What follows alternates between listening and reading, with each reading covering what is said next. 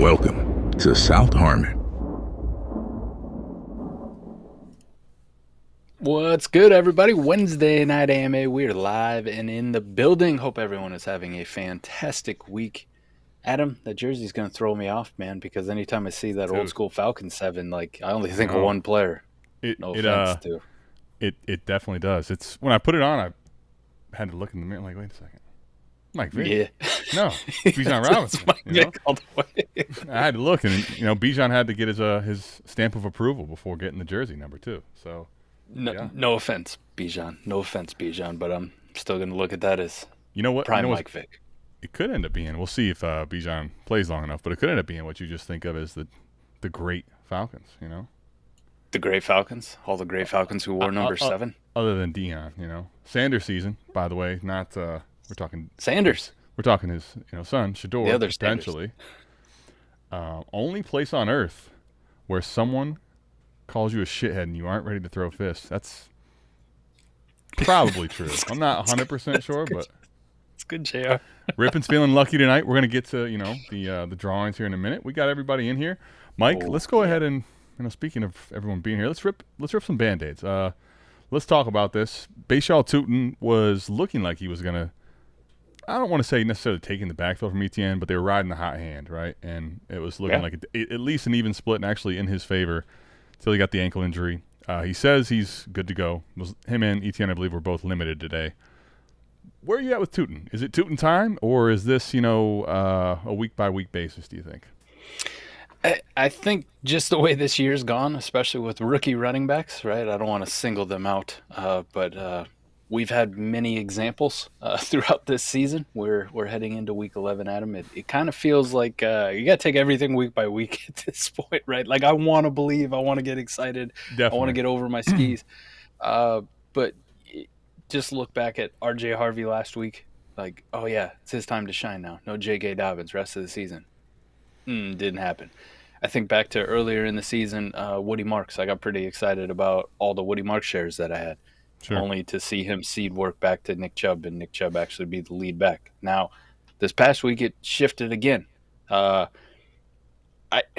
don't know, man. I think I'm gonna take everything fucking week by week from now on. I'm just going week by week until they do it for multiple weeks in a row. Then I'll finally be like, yep, there it is, I'm in. But I feel like if I get too excited about Bhayshal, which I love the guy coming out. Sure. Like sure. I feel like if I get too excited, I'm just going to get Woody Marks all over again, or I'm going to get R.J. Harvey, or I'm going to get, we saw it last week with Trey. Like, Trey went out and had a fantastic game, which he needed to. But also, if it turns around this week and it's fucking Terrell Jennings or Ramondre comes back or whatever the situation may be, and Trey's back to getting 20% of the touches, I'm not going to be shocked. I'm going to be sad. But I'm not going to be shocked. So yeah, I think I'm a week by week guy, man. I hate to pull the cold water on it because we want something to be excited about, especially at this point in the season with all these fucking injuries and just getting kicked in the teeth every single week, and teams that we have that are contenders that are struggling to make it into the playoffs, or we're fighting for buys or whatever it is. This season has just, I think we say it every year, but I'm telling you, man, this one has felt more brutal than ever. It just feels ridiculous. So I hate to pull the cold water onto the Bhayshal hype, but I'm a week by week. I got to see it again. I got to see what happens. That's fair. I think that's very fair.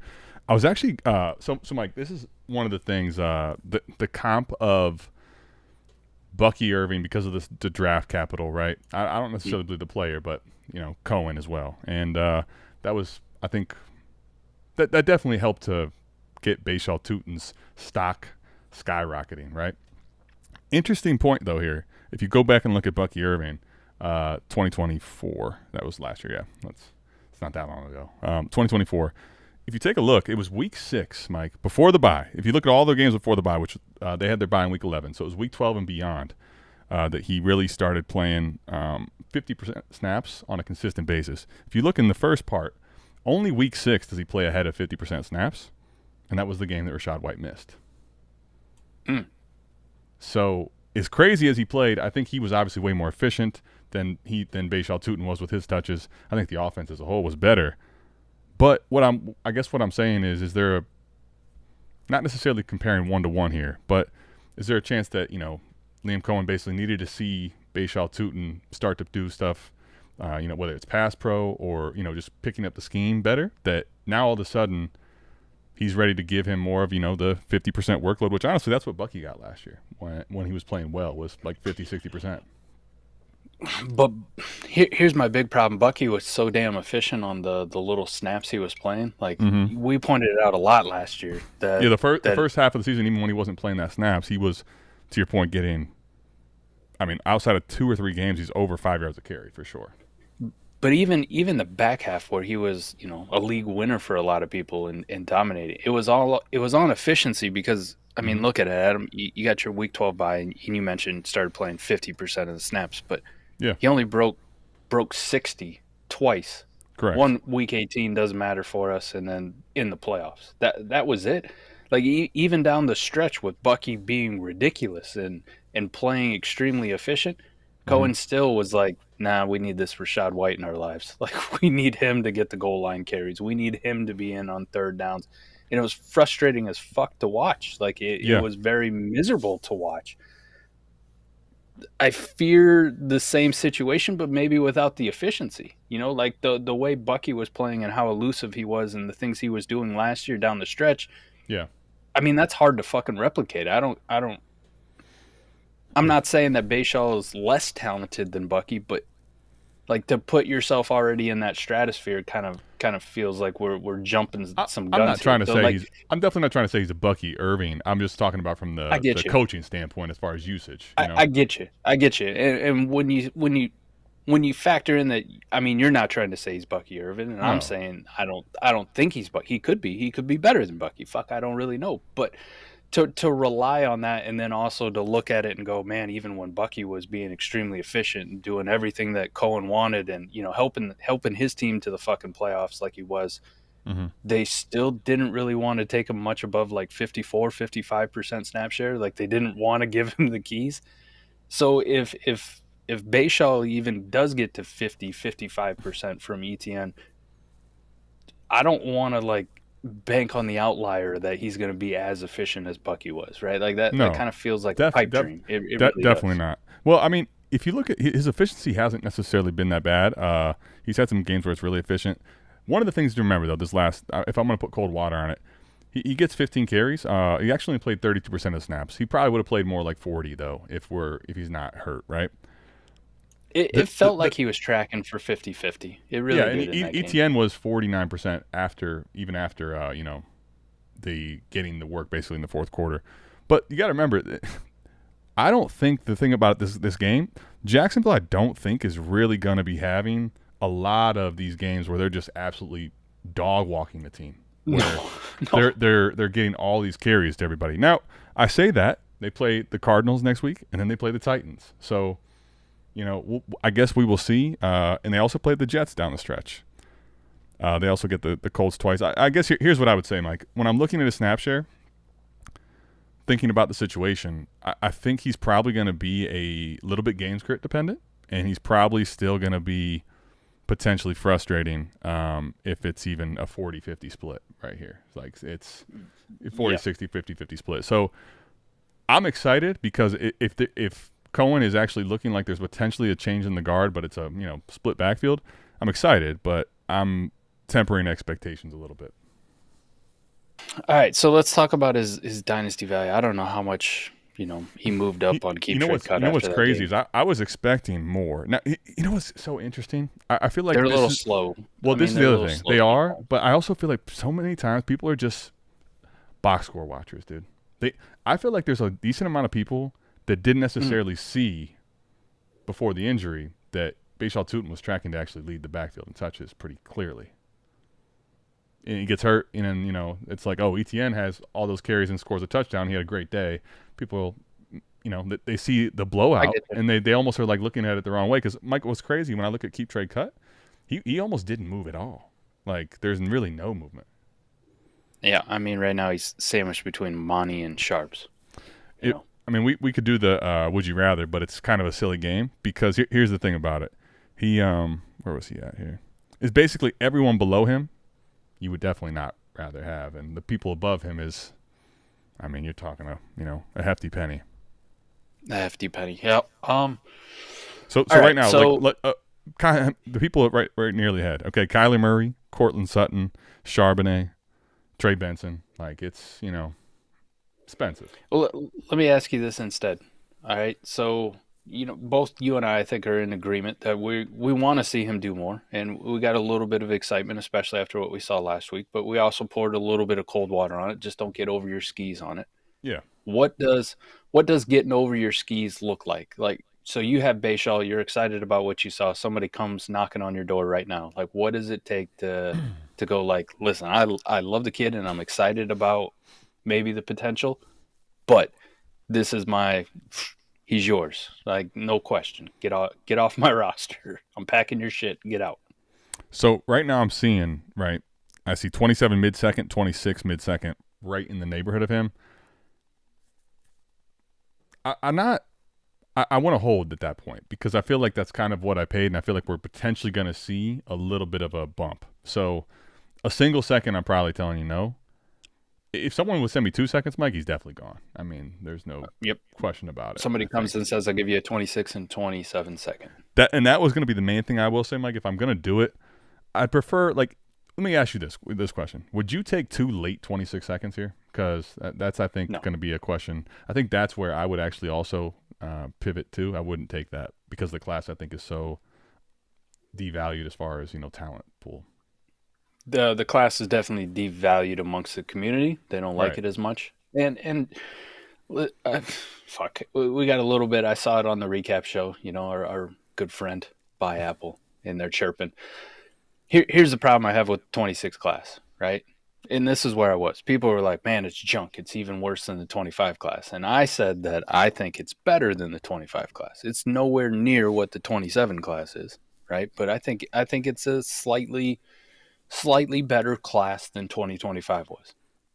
But that's not saying a lot because 2025, as we saw this year, just didn't have a lot of depth. It just didn't have a lot of it didn't have a lot of juice. The reason the 26 class, I think, was better was because the quarterback situation is better.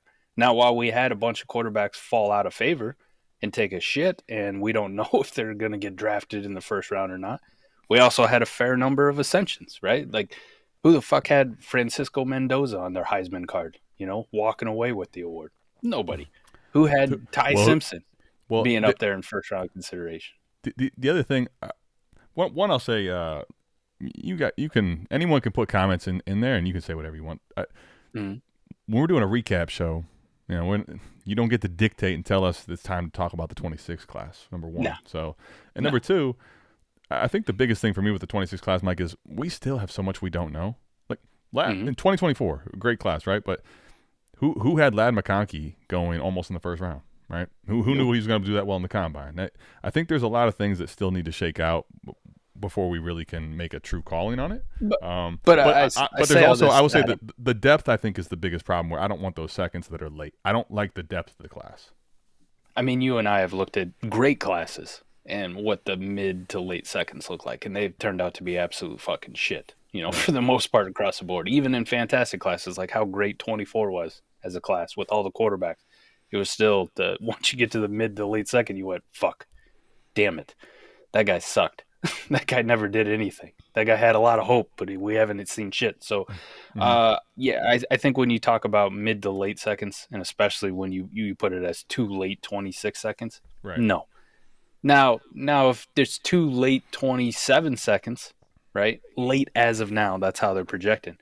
I think that might be a conversation where that's like, hey, that's bottom dollar for me on Bhayshal. Because there's so much hype surrounding the 27 class. It's looking so good. It's looking like it might be a pretty deep class. Yeah. But I also have all that extra time.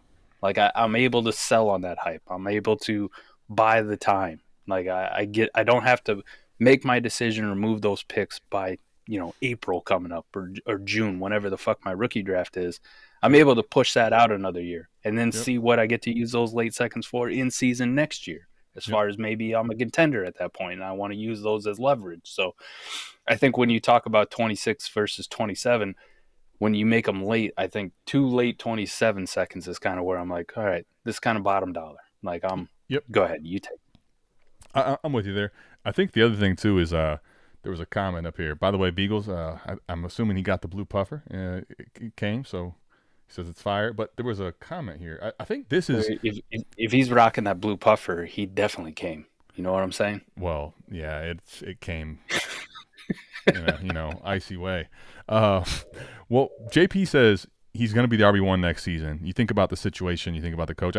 I think based on Jacksonville, while they've been, I would say, incredibly up and down and look scary on offense at times, there's no chance there's a change at coach here, I don't think, really. So, No. With what they invested in him, given what they traded, that trade they made with the Browns, right? They had no middle picks, essentially, right? And that was their first pick after, the first round, really. So there is a chance for this. I don't want to, I never want to put the cart in front of the horse, so to speak, with running backs with day 3 capital.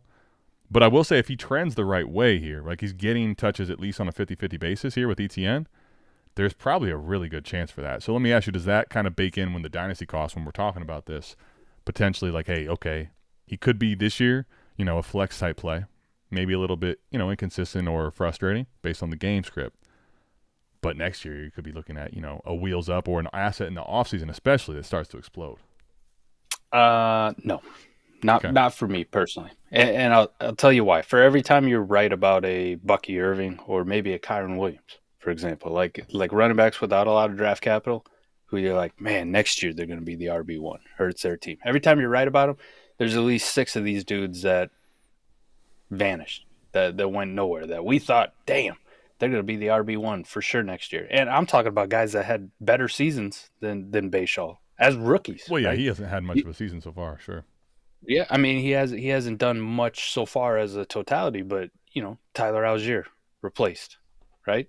I mean he's still a thorn in the fucking side of Bijan Robinson, but that didn't prevent them from going out and spending draft capital on him, right? Sure. Elijah Mitchell, what he did in San Francisco, they're like, oh, fuck, CMC's available, let's go trade for him. Fuck this guy, right? James Robinson, Travis Etienne, same fucking team. Like they will do this. Like we want to project that, hey, they devalue the running back position until they don't, until all of a sudden they go out and they draft some guy like that, right? Then they go out and fuck it, even teams did it this year in free agency, right? You think like the Chargers go out and they give Najee Harris a decent contract, like nothing crazy, but it's saying like, hey, Najee's been a guy. It's kind of fits Jim Harbaugh and what these guys want to do on offense and the type of running back they want. They go out and give Najee Harris a contract, and then they go and spend a first-round pick on a running back. So I'm not going to put a lot of stock into the running back position and trying to project it, multiple years out or, say even he's going to be the starter next year, because I've seen so many of these guys get fucking buried in an offseason where we didn't have any inclination that was going to happen. Yeah, I mean, I hear you. I won't necessarily push back because I do think it feels like he's Liam Cohen's kind of hand-chosen guy. So I get the reason why you feel this way. And I'd say for me, part of the reason I would need more than probably what he's worth for me to let go is because I think in the offseason, even if, Mike, to your point, they bring some competition in or they end up actually completely supplanting him, right? I have until probably the draft or at least free agency of a skyrocketing asset in the offseason where it's like people will believe that he's going to be that guy just by the default depth chart, right? So that's where for me, that's why I'm saying I want at least 2 seconds, because I need you to pay up something in case there's more value bump coming his way. Because I think with a player like this in general, honestly, I'm probably looking to flip on hype more than I am actually looking to hold for the duration of them as an asset. All that said, that was quite a bit of Tuten talk.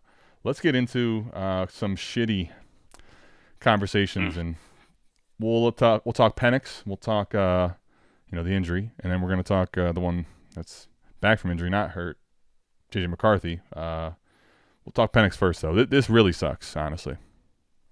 It does. It's kind of interesting. I was trying to catch up on everything, like all the intricacies of it, because this is a guy who's had multiple season-ending knee injuries throughout his young career, going back to college, right? Which is one of the reasons he spent so much time in college, is because he spent so much of his time on being injured with knee injuries. So then you see another one, and you start to worry a little bit, right? And I did see some people clowning the Falcons organization for investing in a high draft pick in a guy who has knee injuries, and then of course suffers a season-ending one, in his second full year. But it was kind of interesting to read about it that it wasn't a complete ACL tear in his knee. They diagnosed it as an ACL sprain, which a sprain is still a tear as far as ACL, PCL, LCL is concerned, right? It's Yeah, still a ligament tear. It just didn't necessarily separate completely, Right, didn't separate completely, but they decided to do total reconstruction on it. Complete ACL which repair. is crazy, honestly, when you think about it. But yeah, 90. Dr. B would be able to tell us better, or somebody who's a medical doctor would be able to tell us better. But where you at, buddy? Talk to us. I'm not going to put a number on it, but let's just say a majority of the time that you have a ligament sprain, a small tear like that, you just rehab it. They don't actually do total construction, correct, because total surgery. It's if it's still intact, it's going to heal typically. Now we don't know necessarily. Again, we don't know the extent of it, and I'm sure he went to a very well-known, renowned doctor as well. Yeah. They kind of get access to some of the best medical opinions that they can possibly can when you're. What is it, Dr. James Anderson is the one, the surgeon? Yeah, that one's pretty notable too. I'll say this: it's not great, right? It sucks for him. But the reason it sucks so bad is the timing too, right? This late in the year to have that surgery really sucks to me. Thankfully, they're talking about a 9-month recovery, which anybody who can do some math tells you that he's back before the start of next year, right? So that said, one thing I will say is that people talk a lot about when they're supposed to be back from surgeries, period, and surgeries in knees, ankles, Achilles, like lower. He could be back, but there could be a Godwin situation where he comes back and it's like, okay, he's not ready to go for fucking 8 weeks. Maybe he's ready to go in 9. The only saving grace is it's a non-mobile quarterback. I mean, he had some athleticism, but it's not like he makes his heyday running the football, right? He's a guy who likes to stand in the pocket, and when he does climb the pocket, he's still looking downfield, and he will run if he has to. But it's not a Kyler Murray, right? It's not a Lamar Jackson or Jaden Daniels with the knee injury. And it's not a wide receiver or a running back where we worry about them cutting on their knee all the time and, sure, whether that develops something else. And, guys with ACL tears, when they come back, like they're really prone to pulling hamstrings, especially the real skill players like the running backs and the wide receivers, tight ends example. You don't have to worry about that too much with a more stationary quarterback. So there's still a realistic opportunity for him to come back and start the season next year and maybe just be slightly rusty, but not really have a whole lot of fall off as far as production goes or as far as his quarterback play goes, even though it's a pretty serious, knee injury. You're tearing your ACL and they're having to go in and do surgery on it. So I'm not totally panicked on him. He's still young enough to bounce back from it, but it does raise some eyebrows when this is his fourth or fifth major knee injury within the last 4 or 5 years. You're like, what the fuck, man? What are your ligaments made out of? Paper mache? Well, yeah. I mean, obviously that's. I think the history has to be concerning. I think, Mike, though, for me, what's concerning is thinking about the underachievement, it feels like, of this team, right? Thinking about him going into year 3 of that rookie contract. And to me, right, I'm not going to put a true number on this where it's like, hey, this is the year where we need to see something. I think every team evaluates it differently. But year 3 is one of those, to me, a rookie quarterback in year 3, I'm kind of wanting to see for my asset that I'm starting to stabilize. I'm starting to get some production that's, it feels good. Because if it goes the other way, it's like, oh shit, Mike, this team's losing a lot of games. If he comes back, he's rusty or he gets hurt, he misses. He's kind of dealing with this injury. He misses some time, comes back. They're not having a good season again. Man, I know how much they invested into him. I'm not saying that they didn't, but all of a sudden it's like, dude, you see how teams eventually start to, okay, we need to at least think about looking in another direction. That's what worries me the most with Penix is like when I'm looking at his total body of work and thinking about what next year is, I would at least be hoping with this season we get the offseason to start getting some things right. Get in the lab, so to speak. We're really working on getting our connections and getting our offense up to speed better so that we're winning more games. And now it's like, dude, we're hoping just to get back to last year. And it's like, fuck, I don't know if that's pretty good for his totality of, the way that the Falcons are going to be looking at things moving into the 2027 season. That would be.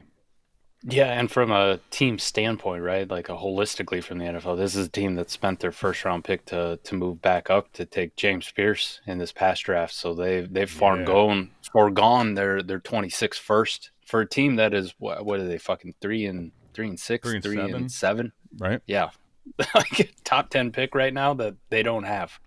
Well, they just lost their back in the top 10. Ooh. This time they don't own it, but back in the top 10, it's just where they typically stay. That's rough. That's really rough. Bijan, because Pitts, like you said, Penix, it's gonna feel like we're fighting to get back to where we were last year at the start of the season, right? And how we played early, and we have to do all this without a first round top 10 draft selection, right? And when you think of a draft pick that's going to be in the top 10, like you think that's an immediate impact player. That's something that's going to help change the fate of your franchise. Whether that was going to be another offensive lineman or another defensive player, or, this is a team who desperately needs a second receiving option, right? Like a true outside receiving option. Bijan is fantastic in the pass game, right? He's kind of a de facto wide receiver. You would have hoped that for them, Pitts, and it's not looking like that's the case at all. Yeah, Pitts has had every opportunity to be that, and still can't be it. Drake London needs some fucking help. So now they got to fill that through a trade or free agency or whatever it is. Like, you can't rely on taking a Jordan Tyson or a Carnell Tate or a Mekhi Lemon or something like that to be the complement to Drake London. So that is a little bit worrying about how they manage this whole situation so far.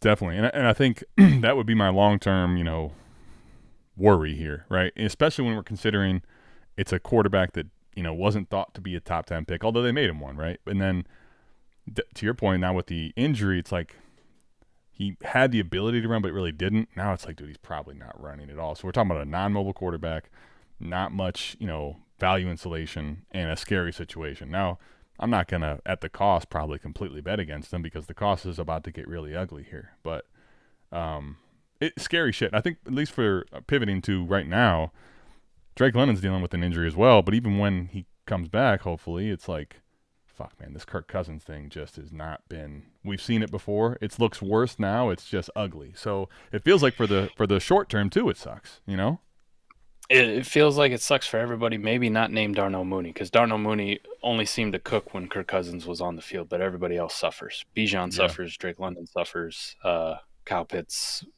continues to suffer, I guess, or maybe he's the sufferee. He's the one doing the suffering. I don't know what the fuck you want to call him. He's disappointing. That's what the fuck he is, disappointing. But yeah, quickly on London. What's your outlook for London now? What are you doing? Do you hold? Yeah, I don't really know what his injury situation is too, because it also feels like a team now that just lost their quarterback. They're, what'd you say, 3-7, top 10 draft pick already. Like, it kind of feels like if this is one of those injuries, I know Drake London wants to be a gamer and get out there, and he's probably got contract bonuses assigned to how many receptions and yards that he gets, and he's going to want to hit them. But at some point, if this is kind of a lingering thing that he's just got to play through the pain or whatever, they will fucking shut him down. They will. Like, they're not going to put their star receiver in fucking jeopardy. So that's got to kind of weigh in the back of your mind is, hopefully he's fully healthy and he can get out there and do all the things. But if this is kind of one of those, hey, we're going to take this week by week, they might be very, very fucking cautious with him and just shut him down for the season at some point. And this is a team that was 3-2, Mike, by the way. They lost 5 in a row. So it's really it's rough. They've really shit the bed. All right, speaking of shit in the bed, good transition here. Holy fuck. Speaking of shitheads, not the good way. Wow. No. I'm going to be honest with you. It's been hard to watch a lot of the play from J.J. McCarthy this year. He has had these spurts, though, where it's like, okay, maybe we hold on, or you're holding on by a thread because he's shown moments. This last game for me, I was the amount of times I'm gritting my teeth and just like, holy fuck, man, this is not what you're wanting. Now that where are you at? I'm right a few now? days. Yeah, now that I'm a few days removed from it, like I think it was even more disappointing than watching it live on Sunday, right?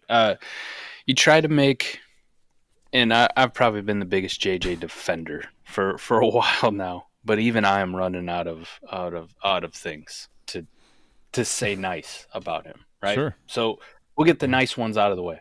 You love the fact that he had a chance to bring him back, and he takes him right down the fucking field on a fantastic drive, and he played well. Sure.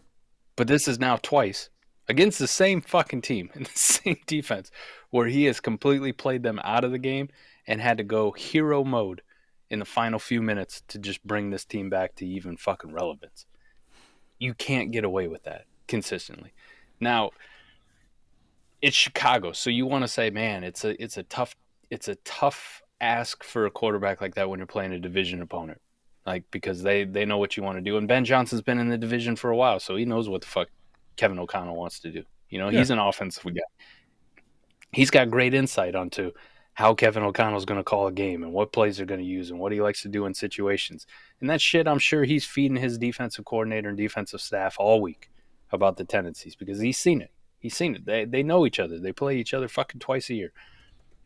However, I don't care if it's a division opponent or not. Chicago Bears have one of the worst fucking pass defenses in the entire NFL. And you can only manage 50% completion on the nuts, throw 2 picks, and a lot of your balls are sailing, just sailing. Like, so there's something fundamentally wrong with your mechanics at this point because it's been multiple weeks of him sailing passes over Justin Jefferson's head, which your star receiver, man, I feel bad for JJ at this point. Not the JJ on the screen, but Jay Jettas, because Jesus Christ, man, he's out there breaking kids off on routes and just watch a pass go 5 yards over his head. He's gonna go and crash out at some point if this shit continues. So I'm out of excuses for JJ McCarthy. The team is about out of fucking time to turn this shit around and start stacking wins too. That's the other thing. If you think about this, right? Although he missed the entire rookie season being injured, he's going into the exact same situation as Penix as far as next year and being in year 3. And I'm thinking about this. I'm just looking, right? Part of the reason they go up and get McCarthy is because, you know, after the Kirk Cousins injury and problems, they clearly needed a solution, right? 2023, they went 7-10, but, you know, we kind of know why and what took place. It was a complete, you know, carousel of quarterbacks. Mike, but look at their seasons with O'Connell in there. I mean, right now they're 4-6. They're the last in the division. Like, this doesn't happen really for O'Connell at all, regardless, basically, of the quarterback. It could be anybody. This is supposedly their next big thing quarterback. And it's looking like, to me, that's the biggest concern is, okay, if this team finishes last or definitely doesn't make any type of a playoff push at all, you're going into year 3 like, dude, are we really going to, like, those are the conversations we're having all offseason, you know?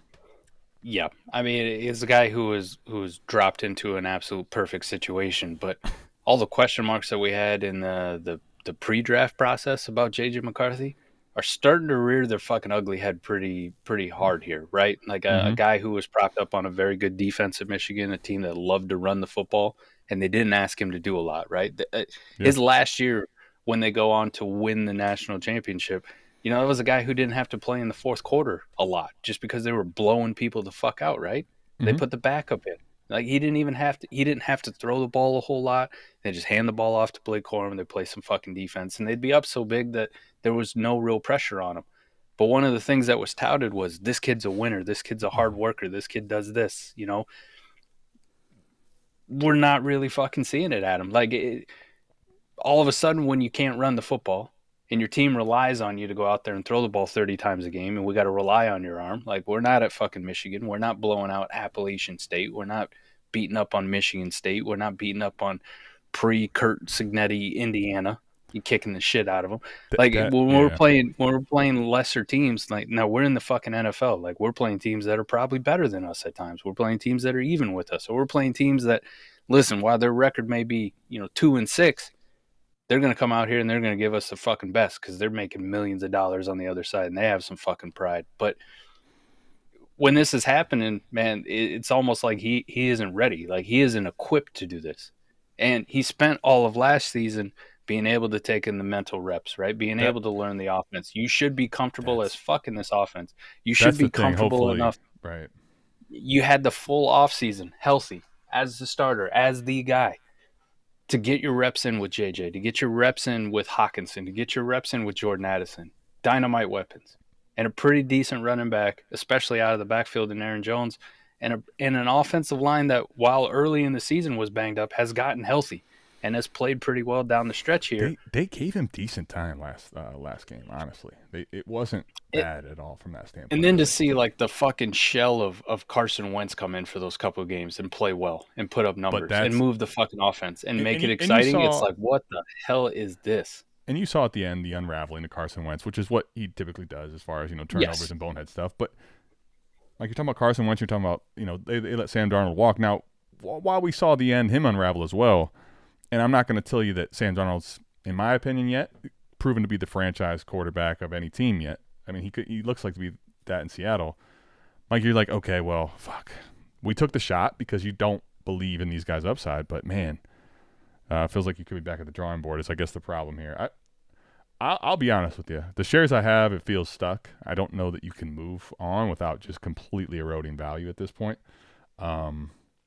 There's 0% I'm really interested in trading for him, unless we're talking it's to the point of so cheap it's, disgusting, really. We got a group of 4, and the only thing that I'll say that is saving JJ McCarthy kind of out of that group, along with one other quarterback, is the fact we have seen the mobility from him and his ability to run, right? So for fantasy purposes, and even at the NFL level, that will mask some of your deficiencies, right? If you are a mobile quarterback. Now, two other quarterbacks are kind of in that category, right? That you and I have liked and hyped up at various points that are really starting to scare the shit out of me after one of them. Now we're seeing multiple years of him playing badly. The other one in his rookie year, Cam Ward and CJ Stroud.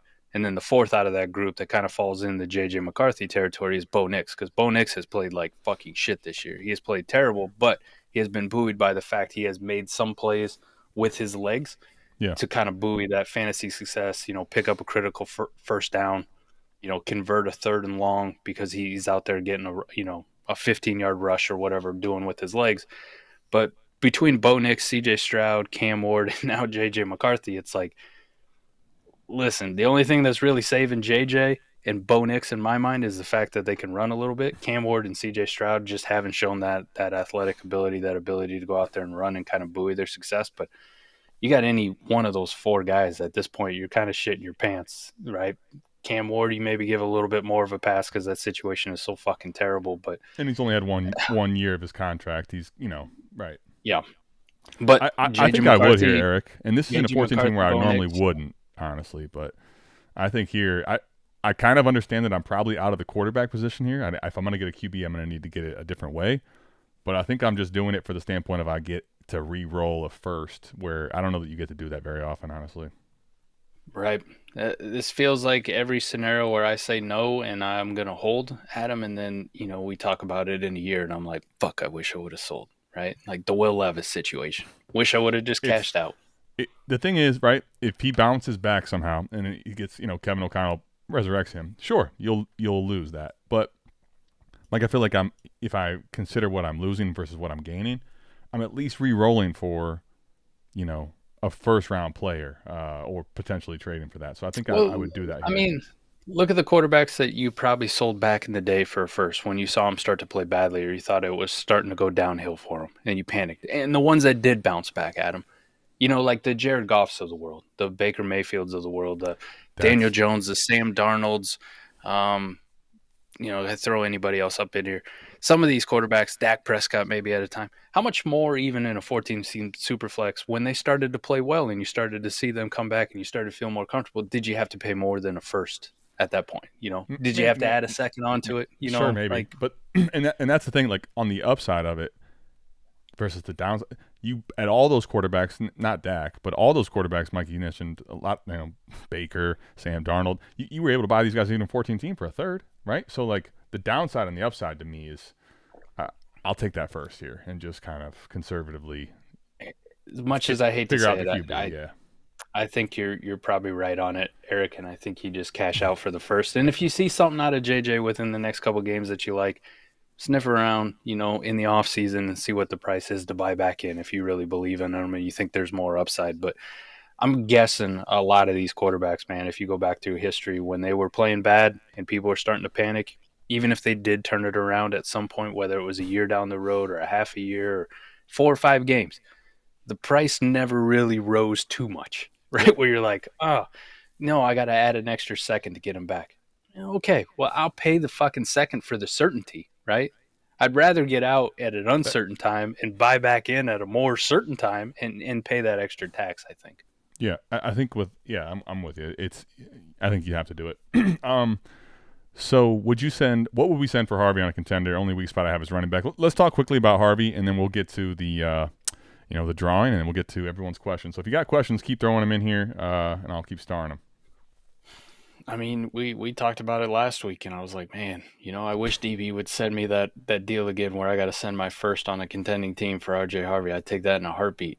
Mm-hmm. And then this past week happened, and our worst fears were fucking confirmed that Sean Payton is going to play fuck games with this. So, wow, how quickly a week will change it, Adam. Definitely not a first. I'm not comfortable sending a fucking first for RJ Harvey. I'm not. Okay, let's talk about it from the standpoint of, I guess. That's my bad too, by the way. Whoops. What? I didn't think it was going to be this fucking bad. I didn't think he was really going to do that. What was this bad? What did you think was going to happen, I guess, or what was the expectation for you for what would that be? The fact that Jaleel McLaughlin couldn't even get on the fucking field for the first part of the season at all. Yeah. At all. And all of a sudden he's starting to make him a thing and give him meaningful touches. And then we still see the Tyler Beatty bullshit with him being on the field on third downs. It's still trying to work him in the passing game. And we're still going to we have no J.K. Dobbins. We're in a big fucking game versus the Chiefs. As far as us cementing ourselves as hey, we're going to actually win this fucking division. We spent draft capital on the guy that we talked up all offseason. We needed this type. We needed that Alvin Kamara to my offense. We needed that dynamic running back. And we're still going to go out and only give him 30% of the snaps. Wait, I'm looking at 61% of the snaps. All right, that's fine. I'm just May saying, have got that wrong, but still, okay, go look at the actual meaningful touches then. How did they divvy them up? Well, that was the thing I was going to say. I think if you watch the game and you saw overall what he got as far as his touches and especially what he did as far as usage, actual points, it wasn't very good. The interesting part was, I think, Mike, when you look at the snap share, McLaughlin and Beatty, I think, were 15% or something like that. The crazy part is, for those 15% of snaps, each of them, it felt like they got the ball. They gave him the touches. Yeah. Yes. So here's what I'll say. I actually I'm relative to the situation, I feel about, if you're telling me he's going to get 60 to 70% of snaps, that's kind of the Kamara workload as far as opportunity to be on the field. I think what I'm looking for, hopefully moving forward, is going to be them trying to find a way to draw him up more touches and manufacture some touches to him. So the one thing that I think is encouraging, though, Mike, is that we have the bye right now. So if you're a believer, I think it's that, they really start to incorporate, how are we going to get this kid the ball more? How are we going to make it easier for Bo Nix?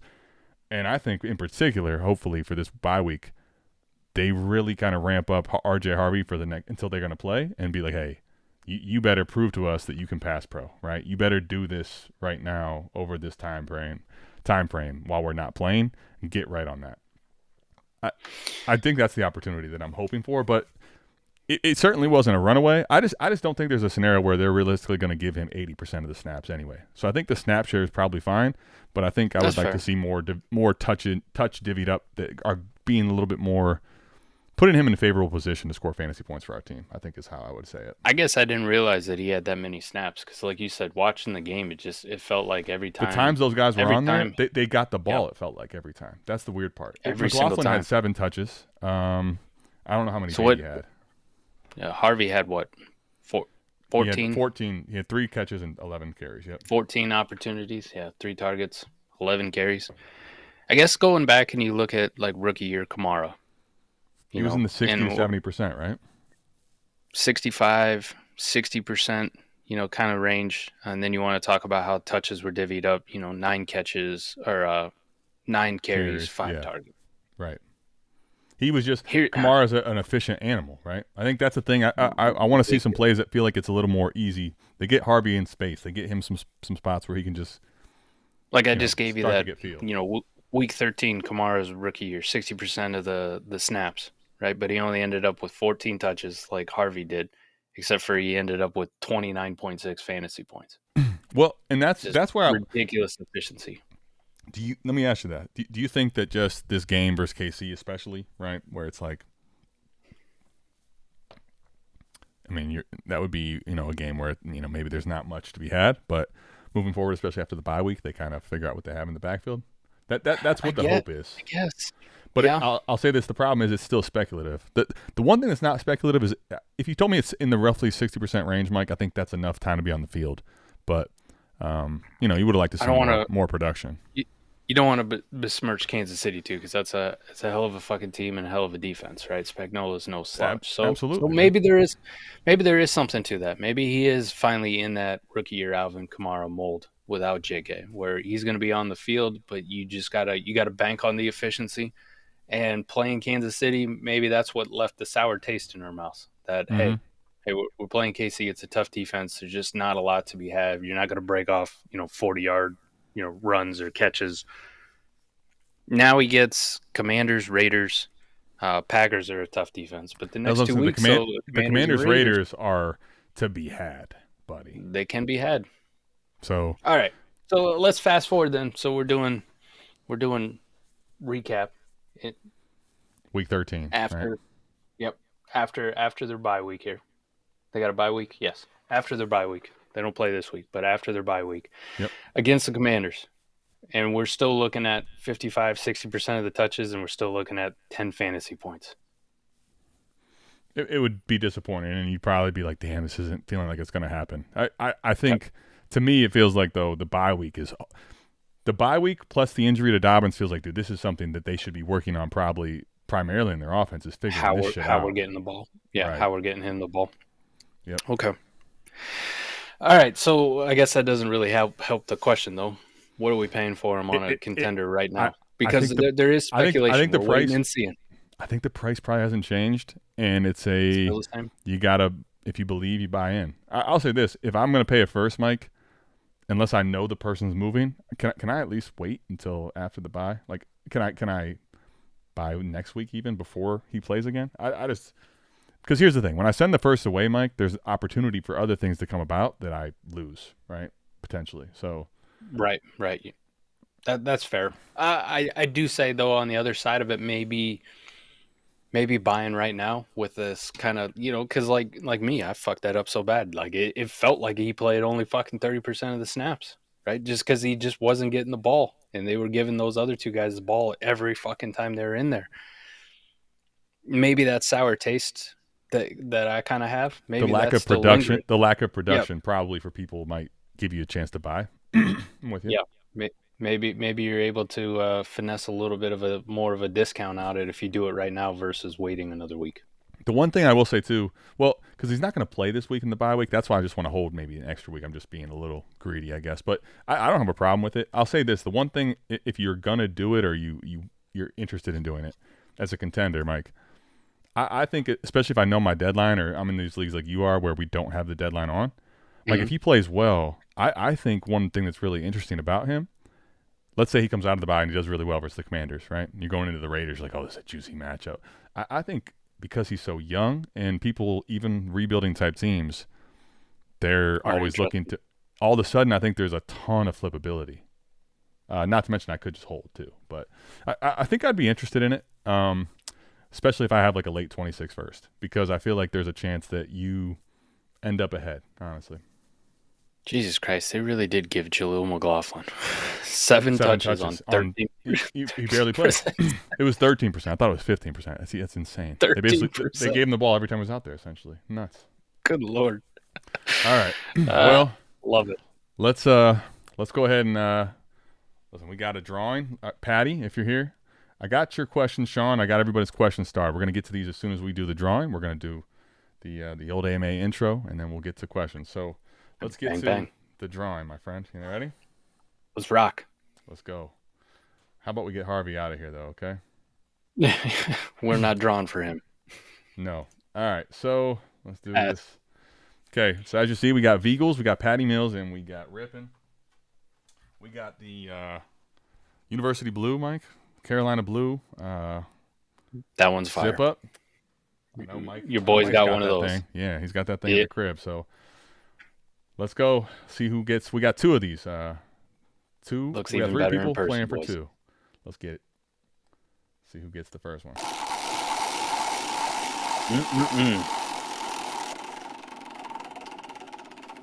I didn't do him Veagles. All right, I didn't do that to him. You had to say it last second. Look at that thing. It snuck right by, Veagles. Sorry, pal. He might have killed you here. It might be over. Patty Mills, congrats, buddy. Patty Mills, the first one. Patty. Way to go, Patty. If you're here, let me know. I saw you here earlier. You want to press that luck? I know you probably want to. Well, you should. I got Veagles last week, so I'm going Rippin. Rippin's winning this one. Wow, Veagles. You see how quickly he just pivoted away? Just J.J. McCarthy'd you. I'm out. Sorry, man. And he What'd was, I say? damn, wow. There's not that many people to pick from, but damn, okay. All right. I'm saying for the first time, Patty Mills is gonna press his luck and not win, but Rippin's gonna press his luck and hit it. Okay. I like this. All right. Well, I'm seeing if I get these predictions right on point. All right, I love Patty. this. All right. So we will go with a Rippin. Let's rip it first. All right. See what you get. He's nailing this one. There you have. Here's the options. So you got the jersey, shit polo. You got nothing. You got a respin. Dealer's choice, which means you can pick whatever you want. And then you got the Mellow 12s or the Psychic Blue foams. All right. He's hitting the skull and crossbones. Sorry, man. This is we're gonna rip for ripping right now. All right, we're ripping for ripping.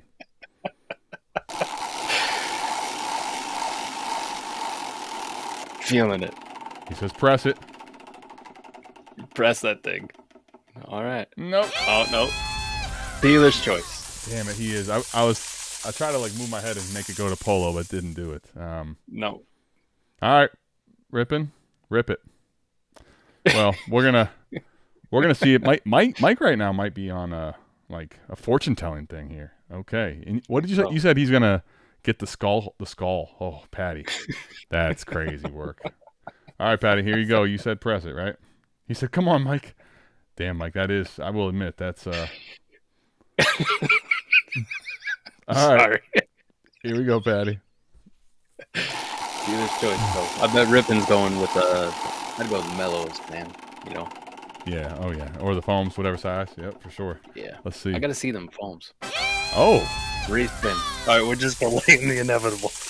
Apparently, I don't know why we're excited about that. Why the change is happening for the respin, but I guess it's not a loss. Okay. Mm-hmm. Yeah. It's like a tie. Yeah, Like exactly. the Cowboys It's like and Packers. kissing your sister. What are we doing here? You know, stop this. It's not exciting. Uh-oh. There is no chance. Let's Wow, go. this is actually becoming riveting stuff here, buddy. We're on pins Third and time's the needles. charm. Cheering for you, Third time's Patty. the charm. All right, and let's see. Can we get another respin? That would be amazing. Skull and bones. Come on. Got it. Oh no. Oh, no. Mike, I thought you had it. I thought I had her too, man. Damn. It's bad for your wallet. 2 pairs of shoes. Well, you know, we got cleaned out there, buddy. Just made it a lot longer to get there. That's kind of. Yeah, you did. Just suspenseful. Congratulations, boys. Rippin'. Congratulations, everyone. Yeah, I guess, you know, but cool. Awesome. Listen, I'm man, glad. We're going to have to link up because I got the same thing. Assuming you get the mellows. I don't know what them foam posits look like, though. They might I'll show be- you. So here, might you be got dope, the. but I got the mellows. Yep, I'll show you real quick here, and we'll get to the questions after this. All right. Here goes the mellows. And I got that jack. Yeah, The yeah. jacket. These Oh, things are yeah. fire.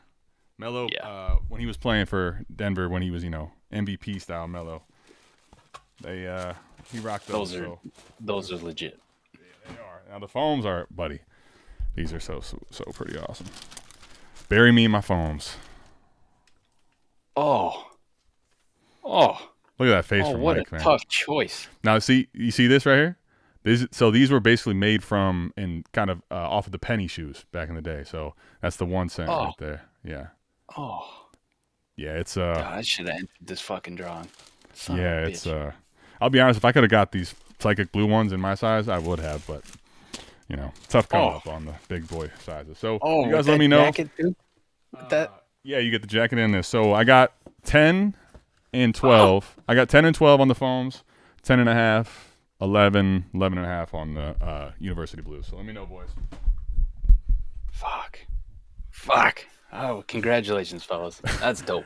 Hey, Guzman, what's up, man? It's been a while. He says, when I see the foam, I'm in my zone.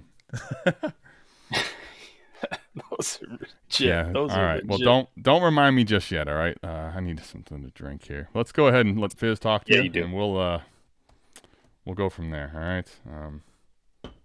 Yep.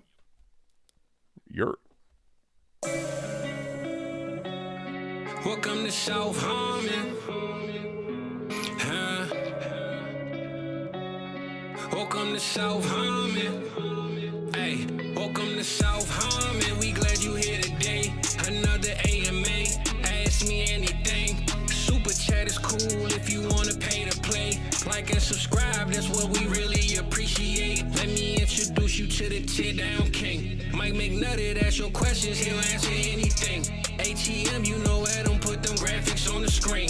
Glad you tapped in now, stay tapped in for the team. Hey, everything is posted. Go follow the socials. South Harmon FF tag us if we get noticed. Welcome to South Harmon, we glad you here today.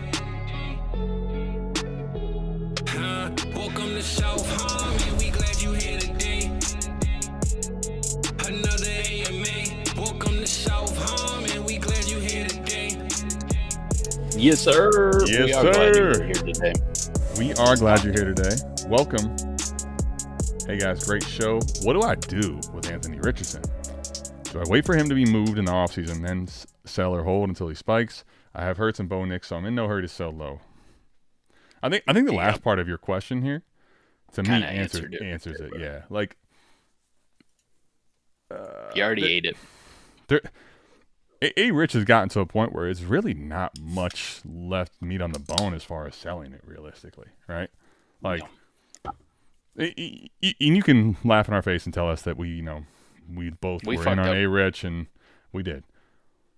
Mike, at this point, what is he worth? I mean, what are you going to get? I honestly don't even know if you get a second for him. And at that point, what are we talking about? Hit him with the Will Ferrell campaign line. I love that fucking movie, by the way. Underrated. Doesn't get talked about enough as one of Will Ferrell's best movies. Absolutely. Fuck up. That's what it is. I was looking to see if I could find anything with Anthony Richardson moved on the lab like recently, just to kind of gauge what the fuck. I mean, no Anthony Richardson for Davis Mills straight up a couple days ago. Would you do that in best ball if you were like needing a quarterback? Yeah, no, I couldn't. I think JP's not talking about this even with this team. So in lineup, there's no chance I would do that. I'm too much locked into my take lock of like, fuck. See, he has same kind of shit, man. Anthony Richardson in a third for Mariota in a fourth. That's what we're talking about. Yeah, you're and that's the thing, right? You have quarterbacks at the point. I think when you're looking at trading him away right now, you're probably looking at people that need to have a quarterback. They just are kind of getting rid of him for nothing. And for future draft capital, I imagine it's not really worth trading him away. Most people are holding him because the next like dynasty deal I can find is back from October 31st. Think about that. The lab pulls all the fucking deals from Sleeper, Adam. But all the deals from Sleeper. And think about October this. 31st.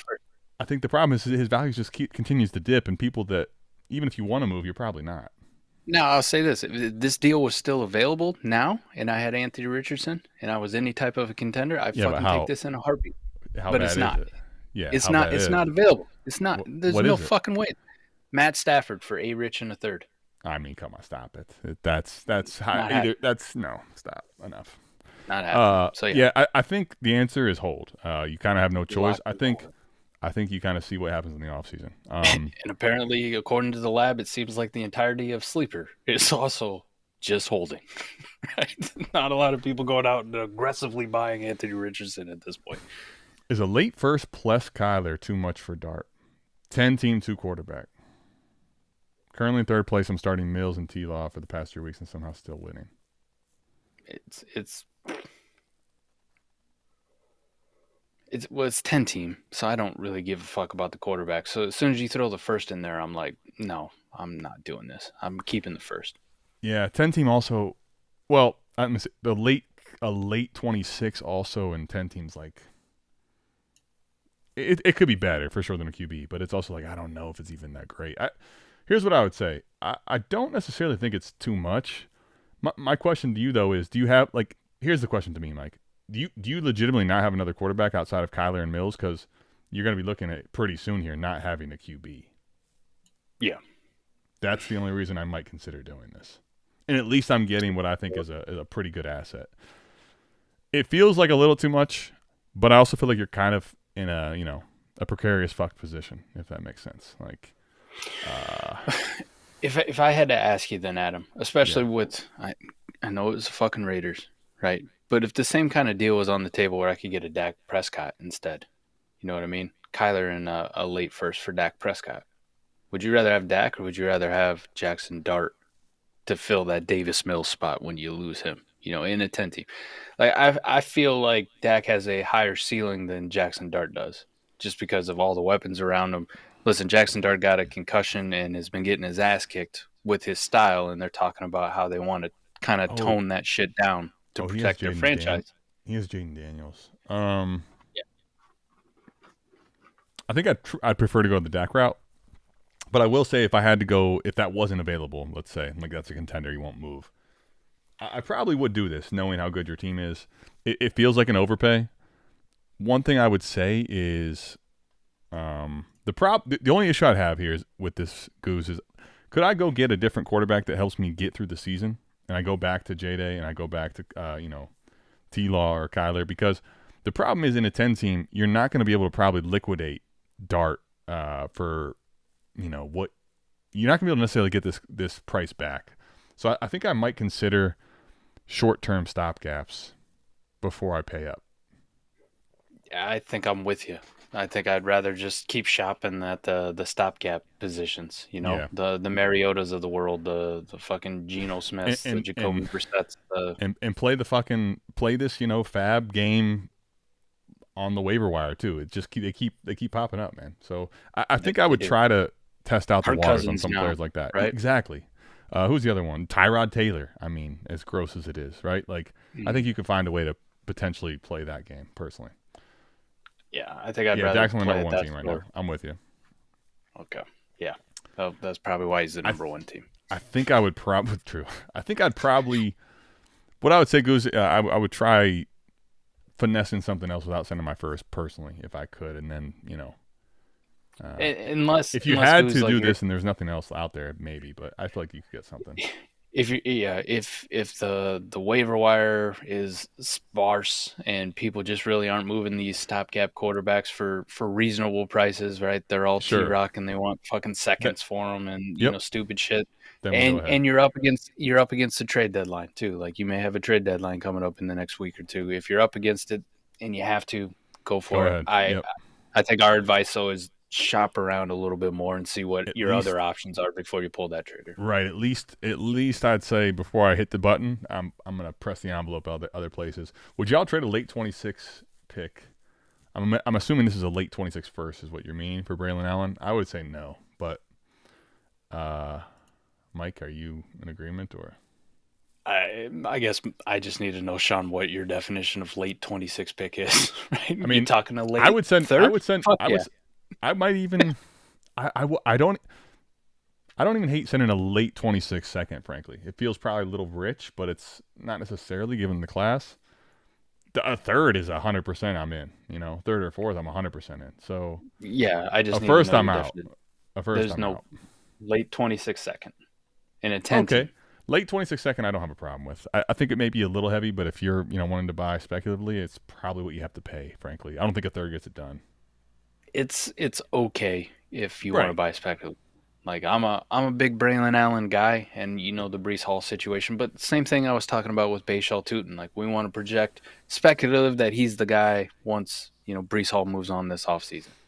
We don't really fucking know that. I don't know what they're gonna do in the offseason or who they bring in, or maybe they really do fucking love Isaiah Davis and they're gonna give him the opportunity over Braylon Allen. So. I mean, you talk about it, it's probably a fine deal with the late 26 second, but I think me personally at that price, if that's what somebody wants me to pay for a speculative buy, you can kiss my ass. Like I'm going to speculatively buy something else that I feel much better about. Here's the thing about it, right? If you want to buy Braylon Allen, I think that's probably what the cost is. If someone's going to let me buy him for a third, Mike, you're going to have my fucking 26 late third, right? Easily. If you're sniffing around and you're into, Braylon Allen and buying right now, I think that's what you have to pay. So it probably wouldn't be a trade I make either, Mike. But I'm telling you, if that's the route you're trying to go, that's probably what you have to pay. I don't hate it. I mean, they told us all off season that this was going to be a split backfield, and Braylon Allen was going to have this huge role, right? And Didn't they really come out before he got hurt, right? Before he come out and got injured, right? You're talking 3 games, 6 carries, 2 carries, 6 carries. That's how much they thought of him. Listen, I told you guys on Money Moves last year. Okay, he's got you hypnotized, and it still happens, but. Again, the talent's there, but I don't know outside of a Brees I love the moving talent, on. right? But yeah, it feels like Braylon Allen's one of those guys that you just pick up in Madden for cheap, and you're like, I love Braylon Allen, so I'm going to give him all the carries. It doesn't feel like the Jets want to fucking do that. It just no, we're just going to keep teasing you. They keep telling you they do though. Would you trade Jennings and ETN for Hampton and Monangai? Or / Parker Washington? Yeah. Very easily. I mean, honestly, dude, I would trade ETN and Jennings for Hampton. Just straight up, yes. But, I don't even need. So if you tell me I get the Parker Washington part, that basically, I would choose Parker Washington just because I think he kind of cancels out what Jennings is in essence, like for what my team would be, right? If I'm 8-3, I'm taking Monangai here over Parker Washington very easily. Well, that's I would say based on your roster, right? If you don't need any type of flexes here, dude, give me Monangai and just I'm hoping for I'm playing the roster construction of any running back on a 53 anyway. So after this last week with Parker Washington, I have no fucking interest in him at all. Wait, what before? By the way, if you're with us, I'm probably taking Monangai actually as I think about this, regardless. But do you? You're asking which one? Do you need a wide receiver? Or is your wide receiver room really thin and you have to start 3 or something? Outside of that, there's just probably no way I wouldn't just take Monangai. Because Swift obviously is going to be the guy, but Mike, he's played a lot of snaps, and we've seen the Swift injury thing, Yep. Yeah, and that is my reasoning around it, too. I prefer the running back if they were equal, but I think Monangai ahead of him just because with Parker Washington last week set up for him to get meaningful targets, right? No Brian Thomas Jr., Travis Hunter on IR, Brent Strange is out for the season. They just traded for Jacoby Brissett, so they're still trying to integrate him into the offense. He probably doesn't have the full playbook yet, and we go out and we get 2 fucking targets for Parker Washington. The Jacoby Myers presence, really? If you didn't watch the game script was obviously not favorable to passing, but Jacoby Myers was the felt like the first read, honestly, for T-Law a lot of times. Now, while Monangai with DeAndre Swift back hasn't looked like this world beater at all, what you mentioned, there's an opportunity for DeAndre Swift to get hurt, banged up, right. whatever. And we're just kind of assuming if you're 8-3, we're not relying on either one of these as a starter. And if that's the case, I want Monangai. I would much rather have the speculative running back. But yeah, the first part of it, Jennings and ETN, shit, I would do that for Hampton in a heartbeat. This seems too good to be true, dude. I'm taking ancillary pieces of my contending roster. I'm putting him into a long-term dynasty asset that I think has a much, much higher ceiling and probably will pay off for me maybe down the stretch here this season. We don't really know with Hampton when he comes back, but yeah, that was an easy one for me. And that's where I'd like to I don't even want to do too much with the Washington or Monangai. I think you're going to give me those guys, either one. I'm not going to fight. I'm fine with it, right? Treat them more as just add-ins, like the freebies, right? That's now, if he's really going to let you pick, it's that type of serious. We'll have the conversation. Take Monangai, but don't get cute here.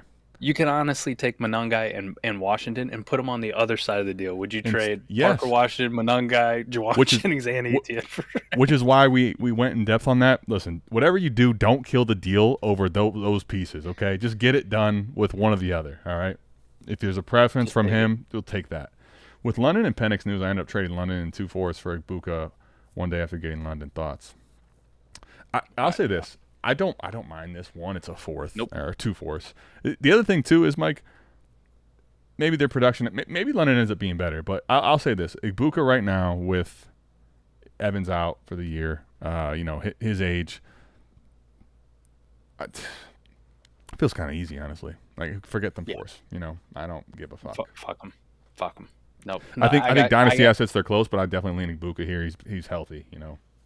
I have concerns on Drake London. Listen, and the only concerns I have on Emeka Ibuka is just the fact that he's a rookie, and we're waiting for that production to kind of settle out and him to get back fully healthy and get back to early season Emeka Ibuka. But all the hype is going to be on Emeka Ibuka from here on out in the season. Drake London may have some games, and like you said, maybe he does beat him in production by the end of the season. But listen, we get to the off season, everybody kind of forgets that shit, and all of a sudden goes, well, Emeka Ibuka's younger, right? They're already around the same. I prefer Ibuka. And at the cost of 2 4s, I'll take that upgrade. Well, the other big thing to me is that I think while there is a chance that he ends up outproducing him, I'm very, very skeptical of anything in the passing game and this offense in general with Kirk Cousins now. Bijan, I think it is, right? Kirk Cousins, man, I saw this last year, dude. It reminds you, Mike, let's remind everybody. This team got absolutely mollywopped by the Dolphins when Kirk Cousins got the whole game. I mean, this is what we're talking about here. So, I think it's an easy pivot. In a trade like this, the 4s mean nothing to me. If I prefer to have Ibuka, I'm easily done. No question about it. All right. No problem, Goose. We got you, my friend. Sending a late second would feel gross for Brandon Allen. I'm with you. I just think if you're trying to go get Braylon Allen, this is probably what the market says, and I'd probably pass. But if you really want to get Braylon Allen, that's what it's gonna have to pay, I think. How low are we willing to deal Penix on a contender? That's a good question, Rippin. It's a gross question, but it's a real question. Dude, I got bad news for you guys. Whatever we think, let's shoot lower, because I don't know if you can get much lower. I mean, let me ask you right now, what does that mean? Let's do the limbo. How low can we go, He's QB 25, just ahead of Kyler Murray. But I mean, Kyler or Penix? Who would you rather have? Kyler, probably. Me too. Me too. Because one runs or kind of runs and one doesn't. All right, but Michael Penix or Tua? Guys, can I tell you? Let's go to a start question from a while ago. DB was popping, baby. I seen you. We're here. Penix. If you need a body, you don't take Tua? No, I'm good. I would. You take Tua? Reluctantly, but I just would. for a body? Oh, God. Yeah, I mean, dude, I feel like you could do worse than this, and that's saying something. Tyler Shuck or Michael Penix? I'm going to be honest with you, buddy. I would have a hard time taking Tyler Shuck. That being said, I think that's what's going to happen. You're going to see that shit on the lab. I'm telling you, that's probably the more of where his price is, dude. Michael Penix or Shedeur Sanders? You already know what people are going to do. You know what's going to happen, right? Where are you at? It's Michael Penix. You want 12? 12 gauge? No, thanks. Okay, how about this? Penix or A-Rich? Penix. Penix or Fields? Penix. All right, we're out. Penix or Brisket? Penix by a lot. Well, some people are very high on the old Brisket. That's all they want to eat. What about Gino? What about Gino? Penix. Yeah, I'm with you. There's but let me ask you this: you got to get off of them. Let's say Like, you're stuck. You got no other options. Okay. How gross do you get? Can you take a pick back with something like that? Like, where do you go here? All right, so let's assume it's a best ball contender, Adam. Yeah. Right. Just for the conversation, right? Let's assume that, and then we'll Stuck, like the ultimate stuck spot. Okay, I'm a contending best ball team. You are cucked, and you know it's coming. Yeah. Michael Penix was my second quarterback. You know. Yeah. I Second already or third, have right? You got nothing. Marcus Mariota as my fucking third or whatever it is. Yeah, you got Flacco. I think I'm looking right. You want to talk about gross in best ball, but this is where best ball principles come in. Like, if you tell me I got to get off of them, I have to. Like, I don't have a choice. I think then if we start talking about one of these other quarterbacks, like a Tyler Shuck, Jacoby Brissett, Geno Smith, like one of those types, but then I'm getting a couple thirds or a couple third level, like third worthy running backs or wide receivers back in the deal, like right. dudes with roles. Yeah, roles I think who could potentially make. I think that is how gross I would get. Yep, I'm with you there. And now let me say, let me ask you this: in lineup, Mike, do you just pivot? I think in lineup, to be honest with you guys, where he's at, I think trying to pivot cross positionally is what you'd have to do if I'm moving. Like, I think you kind of go buy a quarterback elsewhere cheaper. That's like, I don't want to trade my Penix for, these guys that have no staying power and maybe don't give me any fucking points of consequence for the rest of the year, right? Cross positionally and keep trade guy that puts him like fucking Troy Franklin, Jalen Warren. Jalen Warren, yeah, like I think maybe a running back like that, I might if I had to, that would be something I consider. Woody Marks. It sounds gross, man, but I think that's probably in lineup what I'd be looking for, because I'm not going to trade you. I would rather hold than trade for a quarterback that's just going to be, Swift, a rental. Yeah, Mike. Yes, I think that's the thing. If I can go running back like that, I think I would do that. I think that's better for me. Yeah, below him cross positionally. Yeah, yep. Something like that. Yeah, it's really gross. But I mean, this is where he's at. I'm probably diamond handing the shit out of 95% of Michael Penix shares. Just the problem with diamond handing, I think, though, while I get it, is that we're talking about a guy coming off of a knee injury that doesn't have rushing upside anyway. So it's like, what am I really diamond handing here? That's the problem. That's the reason you can't trade for much either. But it's like, all right, let's say I fuck myself and hold here. Now, you're probably not fucking yourself, but you're going to make it tougher for yourself on the contender you're going to hold. What do I really get? That's to each their own. That's where I would struggle with holding if the offers were near a guy like you just mentioned, like a Swift or something like that. Now, if you're telling me I can't get those type of guys, I got to take a roster clogger type receiver, or I'm going to trade out a past Shuck. No, we're holding. So. Just so we're clear on Michael Penix's injury history. That's true, too, by the way, Hillbillies. Complete tear of his right ACL, 2018, ended his freshman season. He's torn his right one twice, correct? Correct. 2019, he dislocated his clavicle joint. That ended his season. 2020, he tore that right ACL again, ended his season again. Separated his left shoulder in 2021, ending his season Indiana, his last one at Indiana. That's when he transferred to Washington. Relatively healthy at Washington in his 2 years there, and then this one partially torn left ACL. Yeah. I mean, listen, I think when it comes to injuries, we talk about, you don't want to predict too much, but there are certain times where you have enough of a sample size where it's like, man, sometimes guys are just made a little more of glass. They're just not durable, guy's 25, Mike. You hear all that. It's not a running back. It's not a guy in the trenches. It's a quarterback, dude. Like, yeah, we're talking both shoulders. We're talking, clavicle and a shoulder. We're talking 3 ACLs. It's yikes. Yeah. Oh. Here's the thing. I get it, Hillbillies, and I get it, Mike. This is one. I just want to give you the counter thought process. But at least it's a different knee. True. Let me just give you the counter, because we're talking about how gross this shit is. Think about this. Let's say you hold, and he comes back, and he's not necessarily right away next year. You get through next year. He's technically a starting quarterback, and everything. all of a sudden, by the time this time next year, right, you're looking at like you don't have anything. You legitimately don't have anything. So I get it, but it could, Mike. I got something to tell you guys.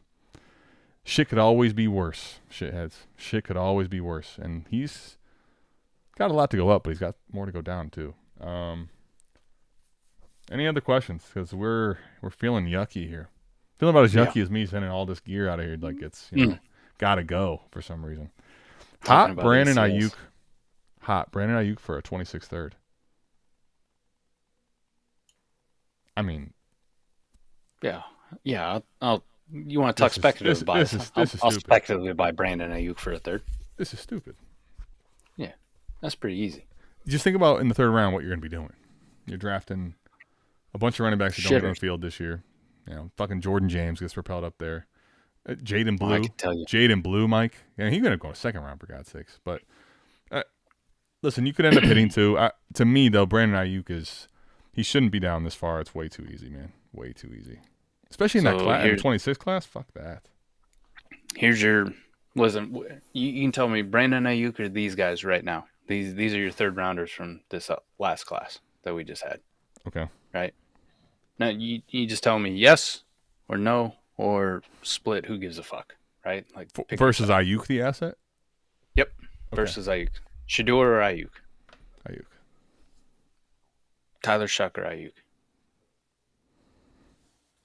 Maybe Shuck, but probably Ayuk for me. Dylan Sampson or Ayuk. Ayuk. Jalen Noel or Ayuk. Ayuk. Elijah Arroyo. All right, let's just call it. Terrence Ferguson, Ayo Manor, Devin Neal, Jalen Royals, Harold Fannin or Ayuk. Give you one. Harold, so that's what I was going to say. Mike, there's probably one or two third round hits every year that you're like, oh, dude, I could hit a Fannin. But Pat Bryant.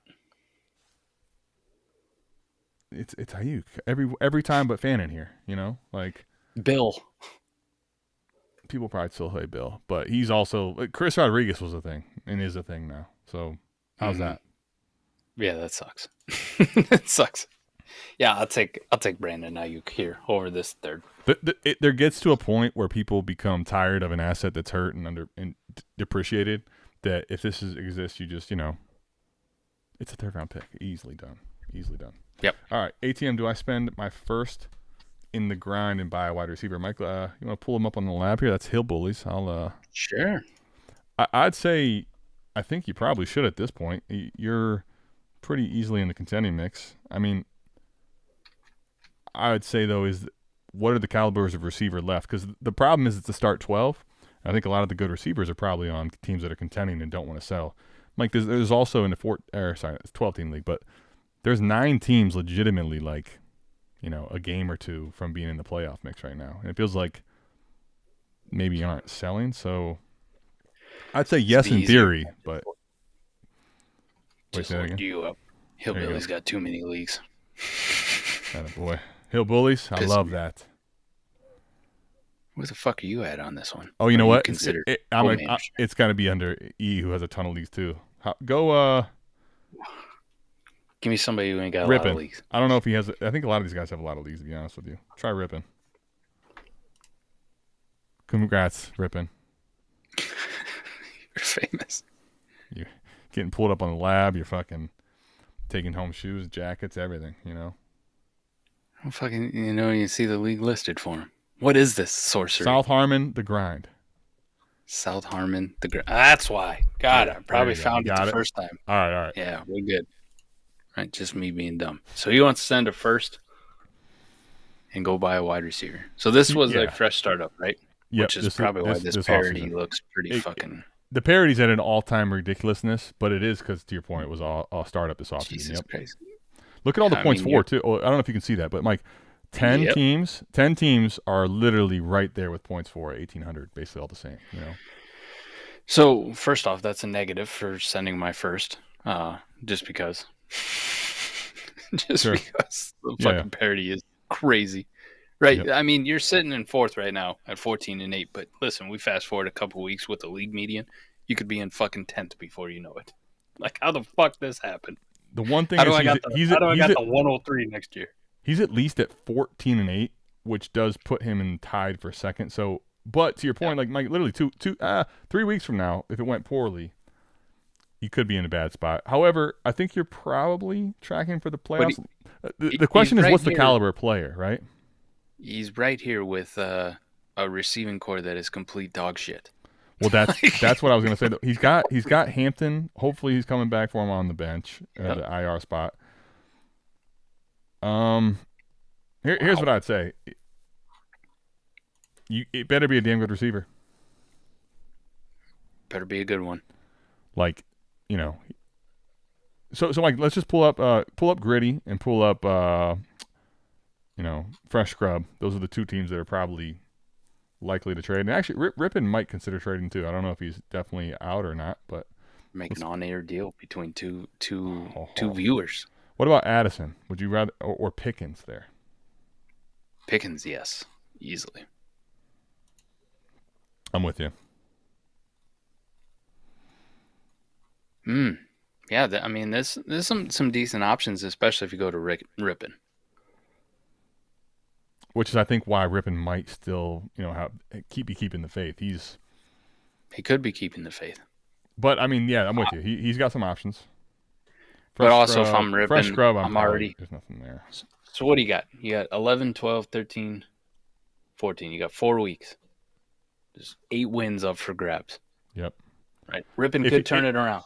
Yeah, he could. But he could. Right. At the same point, too, like I'm already sitting here and I'm in 10th. Zach Willard's knocking on the door, knocking me out of this pick. Lock up a top 3 pick here, Yeah. I'm like, dude, just you taking my George Pickens for your fucking first and let me just lock up the 103. Hello, Jordan Tyson or fucking Carnell Tate or Mekhi Lemon. Like, give me locks. Secure this shit. Give me locks is out of the conversation, I don't think. Well, let me ask, would you do it for Ladd McConkey? I don't first for Ladd? Yeah. I don't think he would do it. I don't think he does that. Right, I'm with you. But yes, I would. That'd be the only person. I don't think it happens. So I'm with you. Fresh Scrub, it would be Tet, and there's no way that's going to happen. Nope. Would you do it for an Olave? That's a possibility. Yeah, and Olave's been decent enough. I think Olave and probably Pickens. What about Addison? I think I'd want the McCarthy struggles. Else. Yeah, the McCarthy struggles is what worries me with him. Yep, I'd want something else tied to Addison. In start 12, you could actually add another body, and I wouldn't hate it, to be frank, because we're starting. So what 12. if it was like, what if it's Addison and Mooney? Now Mooney hadn't done fuck, but there I you go. talked about I'd do that. favors, and you give me Addison and Mooney, I get 2 wide receivers. Mooney would start for yeah, no, dude, Mooney would start for almost all these teams, honestly. Start 12 is legitimately fucking tough right now with all the injuries, dude. It's crazy. I think if you could do that, you could get Addison and Mooney for your first. Yes. If you get Pickens, that would be a fucking head over heels. Do it. I guess the answer is, and Rippin says no thanks. I imagine so. Here's what I would say. Of course, you had some gross offers for Hampton. People are trying to buy the cheapness. I'd say though, if the offers or what you're sending that first for are significantly lower than those players, it's up to you. I'd have a very hard time doing it for less than that though. What's probably going to happen is you're going to get pigeonholed into buying a wide receiver that maybe is worth a first in some people's minds, but some people are happy to get the fuck off of him for a first. Like Olave kind of fits that bill, but I'm thinking even grosser than that was probably what I'll give you an example, Adam. You and Eric are competing, and you have AJ Brown. If he came to you and said, "I'd pay you first for AJ Brown," I think you guys, even as contenders, would be happy to go like, "Yes, we'll figure out the other fucking wide receiver." That's the kind of caliber we would consider it. I don't know that we would do it, but definitely shoot it our way. I don't know that I could E to sign off on that, buddy. Honestly. You don't think so? I think E'd sign off on that shit in a heartbeat. I could be totally wrong, E. I'm not trying to tell you that I know what I'm not sure. You guys would fucking figure it out. Would you send it for Adams? Devontae? If I had to, yeah. Yeah, who's got Adams? Too. That's a great question. Probably not. It didn't look like one of the shitters, so it's probably not happening. Probably somebody decent. Yeah, I mean, because he's fucking scoring point. Yeah, Brad, and he just beat us, so no, he's probably not doing it. It's real tough in this league just because you're fresh out of there, and there's so many teams in the running, right? Like we're literally talking about ripping the 103, the current 103. Dude, I would do this in a heartbeat. In a start 12, I would do Waddle and Shakir for sure. Well, that's what's on his team already. Those are the only 2 wide receivers he has. Well, yeah. Was he going to trade the first to himself? I'm just reading the comment thinking, oh, yeah, for sure. That would be nice. Of course it would be nice. Yeah, that'd be great. Hey, he'd move Addison. There you go. All right. See? Listen, we got it started. Okay, now you guys need to go ahead and just let the cross the finish line. Just don't tense up. It won't hurt.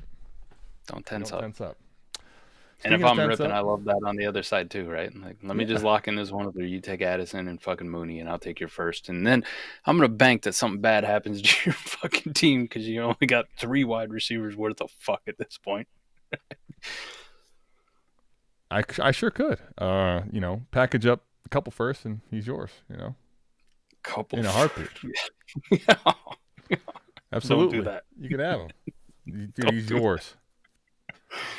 As much as I want to see my boy Adam win, you know what I'm saying? And he's my boy too. Like, hillbillies, I swear to God, if you send 2 first for Rasheed Rice, just hey, titles have a price, see your fucking way out, all right, forever. I had to say that because Mike hates fucking Rasheed Rice so much. It's amazing. I saw his comment in there.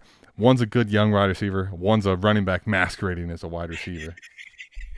I said one's an okay running back. Masquerading as a wide receiver is awesome. Okay. Last question. We'll get out of here. Oh wait, sorry. We got 2. We'll go 2. You going Kenneth Walker, Addison, or Jake Ferguson for the last flex spot this week? Non-tight end premium. Oh, a non-tight end league, so you don't have to start a tight end. There's no way I'm probably playing Ferguson then. Who are the Vikings playing this week? That's what I'm just looking up. Green Bay. Oh. I feel like Addison at Green probably Bay. the play still. At Green Bay. God. Okay, what about the Seahawks?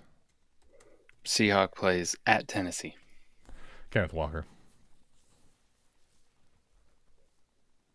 And then Dallas gets Philly. Yeah, no. Kenneth Walker, dude.